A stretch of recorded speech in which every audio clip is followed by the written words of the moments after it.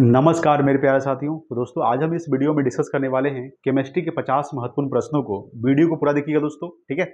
चलिए शुरू करते हैं आज का सबसे पहला सवाल दोस्तों। तो दोस्तों आज का जो सबसे पहला सवाल आपके सामने कह रहा है कि भूपर्टी में सर्वाधिक मात्रा में पाए जाने वाला तत्व कौन सा है दोस्तों। तो भूपर्टी में सर्वाधिक मात्रा में जो पाए जाने वाला तत्व है वो दोस्तों ऑक्सीजन है, ठीक है। ऑक्सीजन दोस्तों ये भूपर्टी में सर्वाधिक मात्रा में पाए जाने वाला तत्व है। कितना परसेंट दोस्तों? तो 46.6% पाया जाता है दोस्तों, ठीक है, याद रखिएगा 46.6%, ठीक है। भूपर्टी में सर्वाधिक मात्रा में पाया जाता है तो ऑक्सीजन कितना परसेंट? 46.6%। और दूसरे नंबर पर कौन आता है दोस्तों? तो दूसरे नंबर दोस्तों सिलिकॉन है। कौन है? सिलिकॉन जो है दोस्तों ये दूसरे नंबर पे है, ठीक है, याद रखिएगा। सिलिकॉन जो है दोस्तों दूसरे नंबर पे है SI, ठीक है। जो भूपर्टी में दूसरा सबसे अधिक मात्रा में पाया जाने वाला तत्व है दोस्तों सिलिकॉन, ठीक है, याद रखिएगा। अगला दोस्तों आपके सामने नेक्स्ट है कि सबसे भारी धातु क्या है दोस्तों। सबसे भारी धातु दोस्तों ऑस्मियम है। ऑस्मियम का जो संकेत होता है OS होता है। इसका परमाणु संख्या दोस्तों 76 होता है। कितना होता है? 76 होता है। तो सबसे भारी धातु क्या है? ऑस्मियम। और सबसे हल्की धातु दोस्तों याद रखिएगा, हल्की हल्की धातु है लिथियम। लिथियम Li संकेत होता है, परमाणु संख्या 3 होता है। हाइड्रोजन हीलियम लिथियम, ठीक है। तो लिथियम जो सबसे हल्की धातु है, सबसे भारी धातु ऑस्मियम OS, परमाणु संख्या 76 दोस्तों, ठीक है, याद रखिएगा। चलिए अगला है दोस्तों 3 नंबर सवाल कि आधुनिक आवर्त नियम का प्रतिपादन किसने किया था। तो आधुनिक आवर्त नियम का जो प्रतिपादन किया था मोसले ने किया था। किसने किया था? मोसले ने आधुनिक आवर्त नियम का प्रतिपादन किया था दोस्तों, ठीक है, याद रखिएगा। नेक्स्ट है दोस्तों 4 नंबर सवाल आपके सामने है, हेमाटाइट का रासायनिक सूत्र क्या होता है? याद रखिए दोस्तों, हेमाटाइट का जो रासायनिक सूत्र होता है वो Fe2O3 होता है दोस्तों। यहाँ पर थोड़ा सा टाइपिंग मिस्टेक हो गया है, Fe2O3 होता है दोस्तों, ठीक है, Fe2O3 Fe2O3 होता है दोस्तों हेमाटाइट का रासायनिक सूत्र, याद रखिएगा Fe2O3, ठीक है। नेक्स्ट है दोस्तों 5 नंबर सवाल आपके सामने देखिएगा कि मोनाजाइट किसका अयस्क है। तो मोनाजाइट जो अयस्क है दोस्तों वो थोरियम का है, ठीक है, याद रखिएगा। मोनाजाइट किसका अयस्क है? थोरियम का। और सबसे ज़्यादा थोरियम किस राज्य में पाया जाता है दोस्तों? तो याद रखिएगा सबसे ज़्यादा जो थोरियम है वो भारत के केरल राज्य में पाया जाता है। कहाँ पाया जाता है? भारत के केरल राज्य में सबसे ज़्यादा थोरियम पाया जाता है। और मोनाजाइट किसका अयस्क है दोस्तों? थोरियम का है, ठीक है, याद रखिएगा। नेक्स्ट है दोस्तों 6 नंबर सवाल आपके सामने है कि भविष्य का ईंधन किसे कहा जाता है। तो भविष्य का जो ईंधन कहा जाता है वो दोस्तों हाइड्रोजन को कहा जाता है। हाइड्रोजन का परमाणु संख्या कितना होता है दोस्तों? 1 होता है। इसका संकेत H होता है। हाइड्रोजन को आवारा तत्व भी कहा जाता है दोस्तों, ठीक है।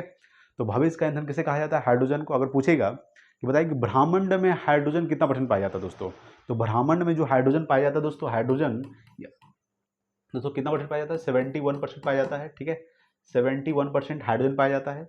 और पूछेगा दूसरा दूसरा जो पाया जाता है 26% पाया जाता है दोस्तों, ठीक है, याद रखिएगा। यानी हाइड्रोजन 71% और हीलियम 26%, यानी कि सबसे ज़्यादा ब्रह्मांड में पाया जाने वाला तत्व कौन सा है दोस्तों? हाइड्रोजन है पहले नंबर पे। और दूसरे नंबर पे दोस्तों हीलियम है। हाइड्रोजन कितना परसेंट? 71%, 71%। और हीलियम 26%, यानी कि 26%, ठीक है दोस्तों, याद रखिएगा। तो भविष्य का ईंधन किसे कहा जाता है? हाइड्रोजन को, ठीक है, याद रखिए। चलिए अगला सवाल देखते हैं। अगला सवाल आपके सामने दोस्तों देखिएगा 7 नंबर सवाल देखिए दोस्तों क्या कर रहा है, ठीक है। 7 नंबर सवाल कह रहा है दोस्तों आपके सामने देखिएगा। 7 नंबर सवाल है कि ब्रह्मांड में सर्वाधिक मात्रा में पाए जाने वाला तत्व क्या है दोस्तों, ठीक है।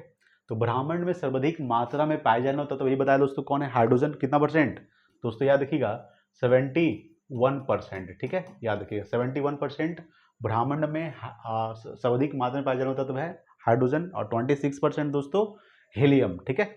अगला देखिएगा 8 नंबर सवाल कि ब्रह्मांड में दूसरा सर्वाधिक मात्रा में पाया जाने वाला तत्व क्या है दोस्तों? वो दोस्तों हीलियम है। हीलियम का संकेत He होता है दोस्तों, ठीक है, इसका परमाणु संख्या 2 होता है। हाइड्रोजन हीलियम कितना परसेंट पाया जाता है दोस्तों? ये हीलियम जो पाया जाता है ये पाया जाता है दोस्तों 26% पाया जाता है दोस्तों ब्रह्मांड में, ठीक है, याद रखिएगा दोस्तों, ठीक है। चलिए अगला सवाल देखिएगा 9 नंबर सवाल आपके सामने है कि नाभिकीय सिद्धांत का प्रतिपादन किसने और कब किया था। तो नाभिकीय सिद्धांत का जो प्रतिपादन किया था 1911 ईस्वी में किया गया था दोस्तों। किसने किया था? अर्नेस्ट रदरफोर्ड ने किया था, ठीक है। तो नाभिकीय सिद्धांत का जो प्रतिपादन किया था वो 1911 में किया गया था, अर्नेस्ट रदरफोर्ड ने किया था, ठीक है। चलिए अगला दोस्तों 10 नंबर सवाल कि DDT का पूरा नाम क्या है दोस्तों। तो डाई क्लोरो डाइफिनाइल क्लोरोएथेन, ठीक है।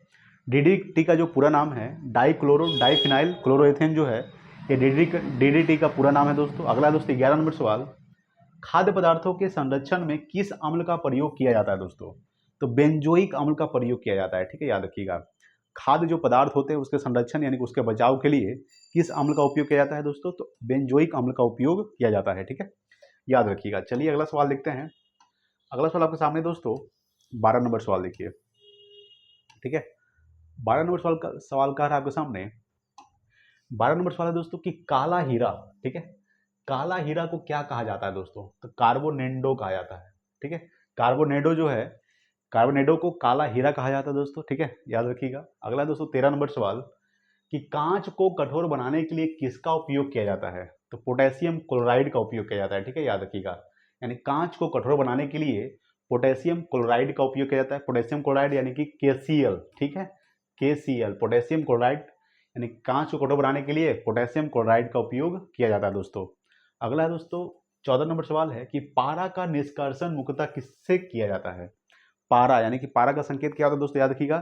पारा का जो संकेत होता है दोस्तों Hg होता है, ठीक है। इसका जो परमाणु संख्या होता है दोस्तों 80 होता है। कितना होता है? 80 पारा, ठीक है, याद रखिएगा। अगर पूछेगा कि पारा का निष्कर्षण मुख्यतः किससे किया जाता है, तो सीने बार अयस्क से किया जाता है। किससे किया जाता है? सीने बार अयस्क से पारा का निष्कर्षण किया जाता है दोस्तों, ठीक है, याद रखिएगा। अगला दोस्तों 15 नंबर सवाल आपके सामने है कि मतदान के समय मतदाताओं को निशान के लिए क्या लगाया जाता है, ठीक है। एक अंगुली पे लगाया जाता है दोस्तों, जब लोग वोट देते हैं, ठीक है, तो वोट पे अंगुली पे कुछ लगाया जाता है दोस्तों, उसको क्या कहता है? सिल्वर नाइट्रेट, ठीक है, याद रखिएगा। मतदान के समय मतदाताओं को निशान के लिए क्या लगाया जाता है? तो वो सिल्वर नाइट्रेट लगाया जाता है दोस्तों, ठीक है, याद रखिएगा। अगला दोस्तों 16 नंबर सवाल, पोर्टलैंड सीमेंट का आविष्कार किसने किया था? तो जोसेफ स्पेडिन ने किया था, ठीक है। पोर्टलैंड जो सीमेंट है उसका आविष्कार किसने किया था? जोसेफ स्पेडिन ने किया था। अगला दोस्तों 17 नंबर सवाल है कि लहसुन में गंध का क्या कारण है दोस्तों? लहसुन जो गंध मारता है किसके वजह से मारता है? तो वह दोस्तों एलाइसिन के कारण। एलाइसिन के कारण लहसुन में गंध का कारण है दोस्तों एलाइसिन, ठीक है, याद रखिएगा। चलिए अगला सवाल देखते हैं। अगला सवाल आपके सामने है 18 नंबर सवाल, देखिए, ठीक है दोस्तों। 18 नंबर सवाल कह रहा है आपके सामने। 18 नंबर सवाल है कि करेला, करेला में कड़वाहट किसके कारण होता है? तो मेमोडिकोसाइड के कारण, ठीक है, मेमोडिकोसाइड के कारण करेला में जो कड़वाहट होती है, करेला थोड़ा खाने से तीखा जो लगता है दोस्तों, वो मेमोडिकोसाइड के कारण होता है दोस्तों, करेला में कड़वाहट। अगला दोस्तों 19 नंबर सवाल आपके सामने है कि स्टेनलेस स्टील बनाने के लिए किसका प्रयोग किया जाता है दोस्तों? तो क्रोमियम और निकिल का प्रयोग किया जाता है, ठीक है, याद रखिएगा। स्टेनलेस स्टील बनाने के लिए किसका प्रयोग किया जाता है? तो क्रोमियम और निकल का प्रयोग किया जाता है।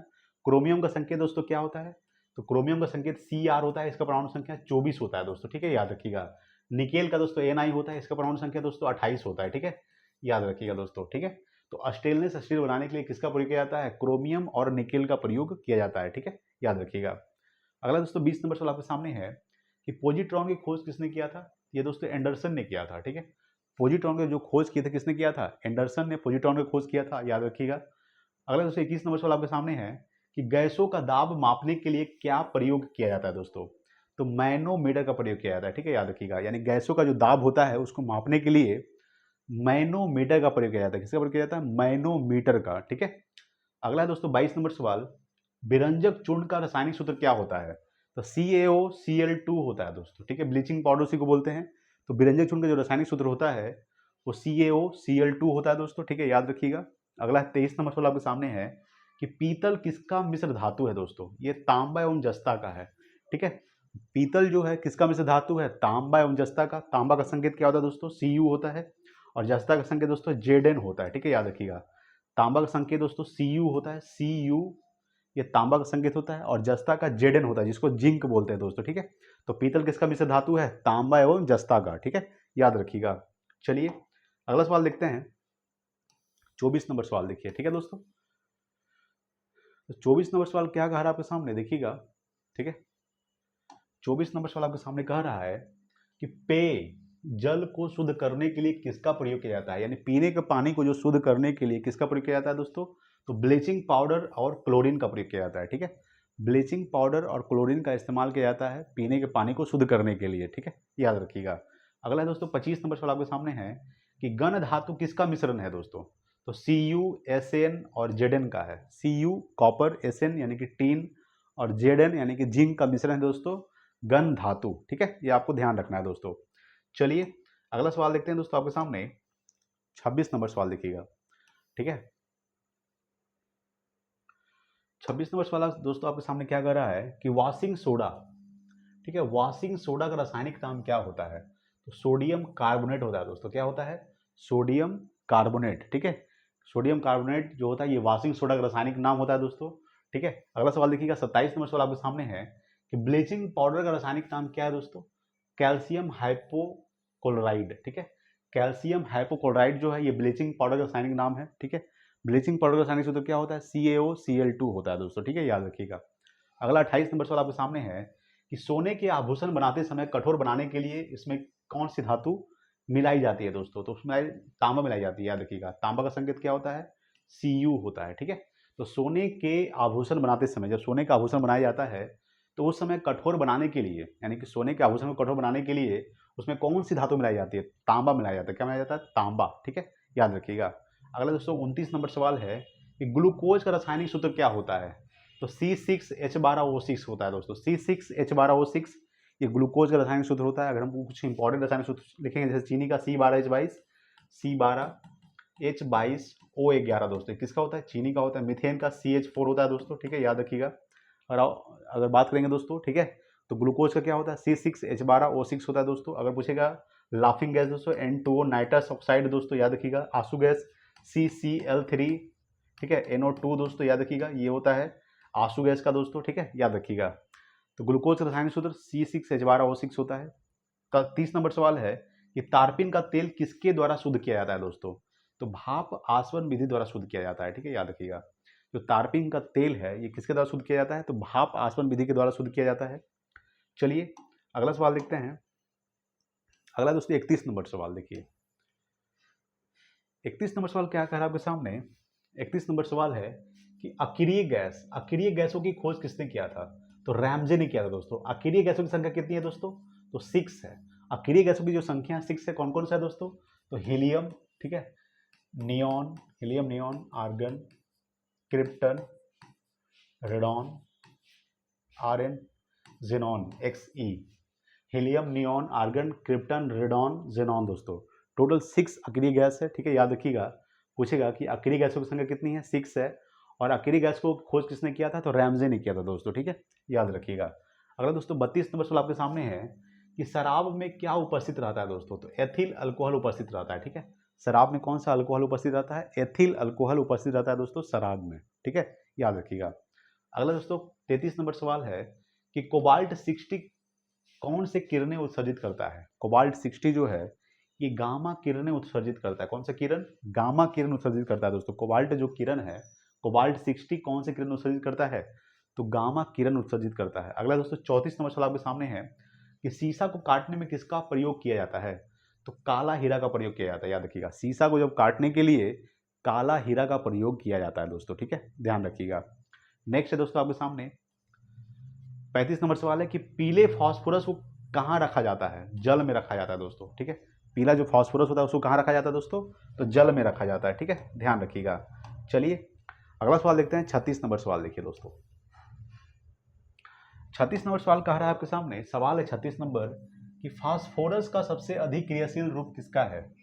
तो पीला फास्फोरस का दोस्तों, ठीक है, याद रखिएगा। यानी फास्फोरस सबसे अधिक क्रियाशील जो रूप है वो किसका है दोस्तों? तो पीला फास्फोरस का सबसे अधिक क्रियाशील रूप है दोस्तों, ठीक है, याद रखिएगा। अगर हम बात करते हैं 37 नंबर सवाल अगला है कि जर्मन सिल्वर किसका मिश्र धातु है? तो कॉपर, जिंक तथा निकेल का। जर्मन सिल्वर जो दोस्तों वो किसका मिश्र धातु है? कॉपर का Cu, जिंक का Zn और निकेल का Na, ठीक है, तीनों का जो मिश्रण है वो क्या है दोस्तों? जर्मन सिल्वर है, ठीक है, याद रखिएगा। चलिए अगला सवाल देखते हैं। अगला सवाल आपके सामने है 38 नंबर सवाल देखिए दोस्तों क्या कर रहा है, ठीक है। जो भी सवाल है दोस्तों बहुत इंपॉर्टेंट सवाल है, इसको टोटल देख के जाइएगा बिहार पुलिस में। अगला दोस्तों 38 नंबर सवाल देखिए क्या कह रहा है। 38 है कि प्रकृति में सबसे अधिक मात्रा में पाए जाने वाला कार्बनिक यौगिक क्या है दोस्तों? वह दोस्तों सेलुलोज, ठीक है, याद रखिएगा। यानी प्रकृति में सबसे अधिक मात्रा में जो पाए जाने वाला कार्बनिक यौगिक है वो क्या है दोस्तों? सेलुलोज है। अगला 39 नंबर सवाल देखिएगा कि बर्तनों में कलई करने के लिए किसका प्रयोग किया जाता है? तो अमोनियम क्लोराइड का प्रयोग किया जाता है दोस्तों, ठीक है, याद रखिएगा। बर्तनों में कलई करने के लिए किसका प्रयोग किया जाता है? अमोनियम क्लोराइड का, ठीक है। अगला 140 नंबर सवाल देखिएगा, फिटकरी का व्यवसायिक नाम क्या है दोस्तों? तो पोटास एलम, ठीक है, क्या होता है दोस्तों? पोटास एलम यानी फिटकरी का व्यवसायिक नाम है। फिटकरी का रासायनिक सूत्र क्या होता है दोस्तों? तो K2SO4, ठीक है, K2SO4 Al2SO4 के सफिक्स 3, ठीक है, सफिक्स 3 डॉट 24H2O दोस्तों, ठीक है, याद रखिएगा। K2SO4 K2SO4 Al2SO4 के सफिक्स 3 डॉट 24H2O, ये फिटकरी का रासायनिक सूत्र होता है दोस्तों, ठीक है, याद रखिएगा, जिसको पोटास एलम भी बोलते हैं। चलिए अगला सवाल देखिएगा। 41 नंबर सवाल आपके सामने है कि तूतिया का व्यवसायिक नाम क्या है दोस्तों? तो नीला कशिश, नीला कशिश जो है ये तूतिया का व्यवसायिक नाम है। इसका नीला कशिश का सूत्र क्या होता है? CuSO4 डॉट 5H2O, ठीक है, 5H2O। ये दोस्तों नीला कशिश का रासायनिक सूत्र होता है CuSO4 डॉट 5H2O, ठीक है, याद रखिएगा। अगला दोस्तों 42 नंबर सवाल है कि नौसादर का रासायनिक नाम क्या है? अमोनियम क्लोराइड NH4Cl, ठीक है, याद रखिएगा। NH4Cl जो दोस्तों याद रखिएगा, NH4Cl, ठीक है, NH4Cl क्या है दोस्तों? ये नौसादर का रासायनिक नाम है NH4Cl, ठीक है, याद रखिएगा। चलिए अगला सवाल देखते हैं। अगला सवाल आपके सामने दोस्तों 43 नंबर सवाल क्या कर रहा है आपके सामने, देखिएगा। 43 नंबर सवाल है आंसू गैस का रासायनिक सूत्र क्या होता है? आंसू गैस का रासायनिक नाम क्या है दोस्तों? तो क्लोरोएसिटोफिनोन, ठीक है, याद रखिएगा। क्लोरोएसिटोफिनोन जो है ये आंसू गैस का रासायनिक नाम है दोस्तों। इसका रासायनिक सूत्र होता है CCl3 NO2 CCl3NO2, याद रखिएगा दोस्तों। CCl3NO2 जो होता है ये आंसू गैस का रासायनिक सूत्र होता है दोस्तों, ठीक है, याद रखिएगा। अगला है 44 नंबर सवाल कि ओजोन गैस चांदी की चमक को किस रंग में बदल देती है? तो काला रंग में बदल देती है, ठीक है। ओजोन जो गैस है वो चांदी की चमक को किस रंग में बदल देती है दोस्तों? तो वो काला रंग में बदल देती है। चांदी का जो संकेत होता है दोस्तों, याद रखिएगा, चांदी का संकेत Ag होता है दोस्तों। इसका परमाणु संख्या 47 होता है, ठीक है, याद रखिएगा दोस्तों। अगला है 45 नंबर सवाल आपके सामने है कि लाल सीसा को बोलचाल की भाषा में क्या कहा जाता है? तो सिंदूर कहा जाता है। सिंदूर का रासायनिक सूत्र PbS होता है, ठीक है, PbS। यानी लाल सीसा को बोलचाल की भाषा में क्या कहा जाता है? तो सिंदूर कहा जाता है। अगला 46 नंबर सवाल आपके सामने है कि डबल रोटी फुलाने के लिए क्या मिलाया जाता है? तो सोडियम बाइकार्बोनेट मिलाया जाता है दोस्तों, ठीक है, याद रखिएगा।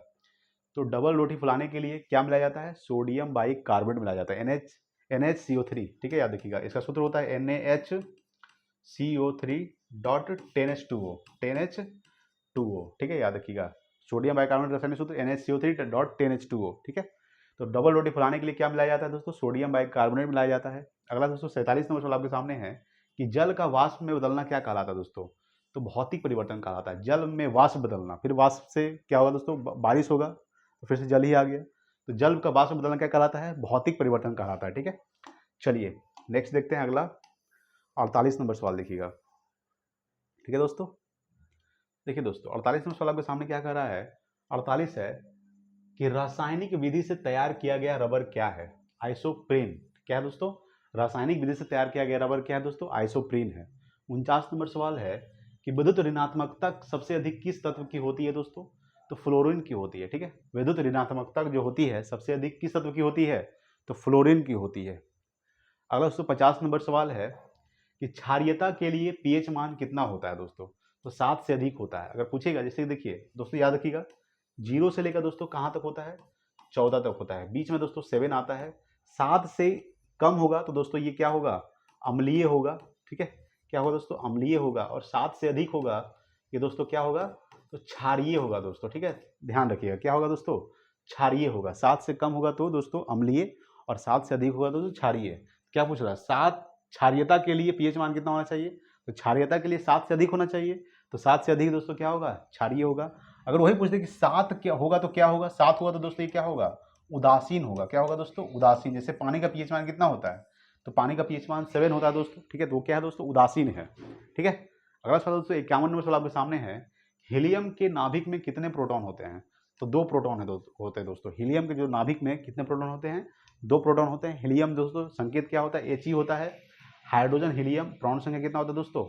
2 होता है दोस्तों, ठीक है। तो दोस्तों हमने टोटल 51 प्रश्नों को डिस्कस कर लिया दोस्तों। वीडियो अगर अच्छा लगा प्लीज लाइक कीजिएगा, शेयर कीजिए अपने दोस्तों के पास। Thanks for watching. जय हिंद, वंदे मातरम।